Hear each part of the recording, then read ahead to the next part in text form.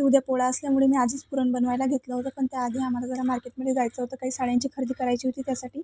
तर मार्केटमध्ये पोहोचल्यानंतर सर्वात आधी तर आम्ही मेमसापमध्ये गेलो, पण तिथे ना साड्या दाखवतच नव्हते चांगल्या, खूपच जास्त डिम कलर होते. त्यामुळे आम्ही तिथून निघालो आणि त्यानंतर संस्कृतीमध्ये गेलो, पण तिथेही तसंच झालं. मग त्यानंतर आम्ही रेवचं मॅकिंटोश वगैरे घेतलं आणि म्हटलं चला आता गोरखपूरवाल्याकडे जाऊया, तिथे असतील चांगल्या बहुतेक.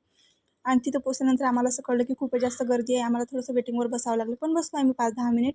आणि त्यानंतर मग आम्हाला जेव्हा जागा खाली झाली तेव्हा त्यांनी बोलावलं. आणि त्यानंतर रेवला तिथे एक फ्रेंड पण भेटली होती. तिनं रेवला दीदी दीदी करत होती.